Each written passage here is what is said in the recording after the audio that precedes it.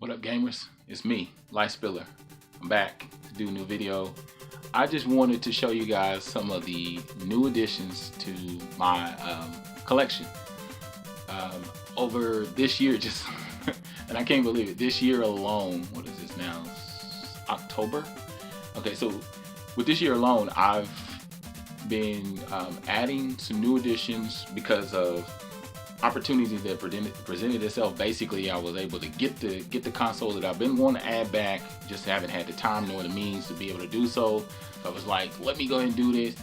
And I've been off my channel for a while, on again, off again. Not necessarily more of a I'm back type thing, just more of a I'm uploading whenever I can. So anyway, I had this little bit of window to squeeze in some time to talk about it. So I'm going to show you my last one.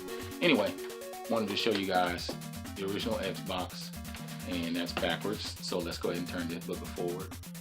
It's really nice. I really enjoyed it. I'm glad I have it back because I didn't let go a lot of my titles, a lot of the major games that I have in my collection. I probably had about 20 games still left. Also have the alien looking type controller, which has to be the original one. I don't even remember the last time I had one. I think it was like 3-4 years ago. From what I remember, honestly, I can't tell you, even if I tried, because it was early on when I started collecting. I started back collecting, not even back collecting, started collecting probably 6 years ago. So I think I probably sold the first Xbox that I got about 3 years ago. I got one probably in 2012, 2013, and then I think 2012, and then I sold it probably 2 years later. And I had like a whole video with just like piles and piles of games stacked up in the thumbnail. But I got a few other things that I've been wanting.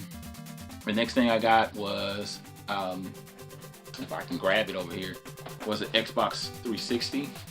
I got that, man, I had to get that, man, I can't even tell you what month I got it. I only paid $60 for this. This one was I used to trade. As a matter of fact, I got it along with another console at the same time because I had used so much trade. I had so much built up as far as games and stuff that I traded in. But what was remaining is what I used to get this. It's only cost me $60. It's a 250 gig slim. I originally got it back in 2013. I had it for a couple years, and I think I sold it or traded it off in 2015. I know I have a lot of this buyback, get rid of situation going on, but I really wanted it because I still got about 50 to 60 360 titles still in my collection. Most of those are backwards compatible, so I was playing them on my X1, but I still wanted the 360 just because I loved it. This is the one with the Wi-Fi built in, 250 gig, slim, not a loud motor on it. It plays phenomenal. I really am enjoying it, and I'm glad to have it in my collection again. I'm hoping that it doesn't go anywhere because it's disc-based. I'm looking to keep a lot of things disc-based. Now this one was, the purpose I got this one for was the upgrade. I had the PS4 original, decided to upgrade to the PS4 Pro, the Star Wars edition, Battlefront 2 or whatever. I know a lot of people are like, that one was trash as far as the game. The one thing I have to say about this is phenomenal, the grades, the upgrades and stuff like that, but a lot of the common things that I keep hearing is that when PS4 upgrades or they do a special edition type console, they don't really blow it out, like do something phenomenal with it. They just put stuff on it. Like, look at this. This looks like the basic. This model just came in all black. And I honestly thought it was just going to be terrible looking in person, but I remember seeing it at a game convention last year, and I thought it's not that bad. It looks really awesome.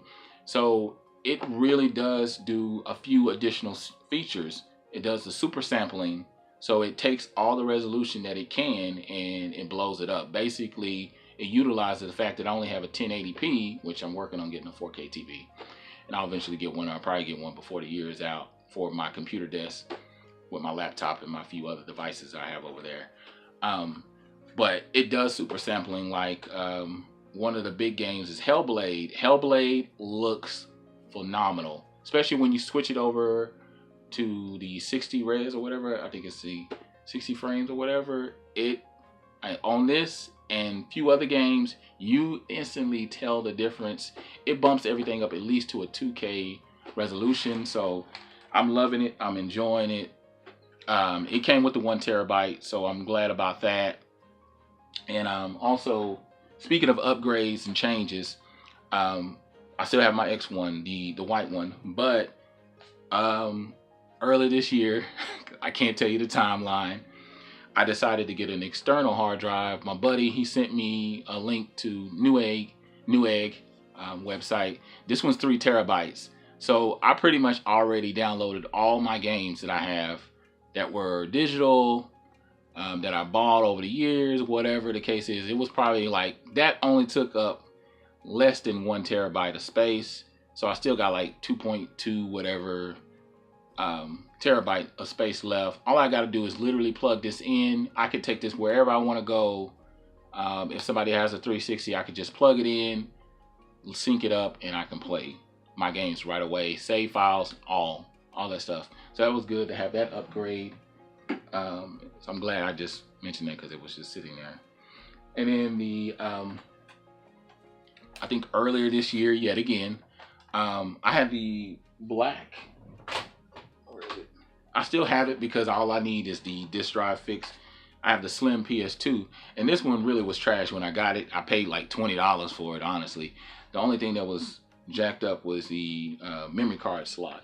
As you can see, this one's kind of trash. The door handle on it is broken, but this one was fine. But the disk drive it stopped playing my disc. I was playing, it was a while back, Black Monday or whatever, The Getaway. That was the last one I played, and then I noticed it stopped working. I couldn't get it to work, and it wouldn't play the disc at all. And then it got to a point where it wasn't coming on. So I went on ahead and got me another PS2. Got it on deal. I don't even remember how much I paid. I know I paid about 40, maybe 40 for it. I got the silver one, so I was impressed with that. These are my 2 memory cards, so I was pumped about that. I was glad to have that. So yeah, and this plays really well. I have, as you know, I have a massive PS2 collection. As you can see, I have probably over 100 games or more. So really, I'm moving in the direction of disc-based games. I really want to get the Xbox modded. That is my all-in goal. I found a dude that's not local. He's probably about an hour away, so I'm just trying to figure out a good time for both of us. I'm traveling a lot, so I haven't really had time to just stop down, have a conversation with him and say, hey, let's go ahead and get this thing modded. But once I do get it modded, this dude basically goes from Coleco or Commodore all the way up, I think, to, I'm trying to think, past TurboGrafx 16. I think he stops right before, I think he stops at the N64. So he's in that little timeline.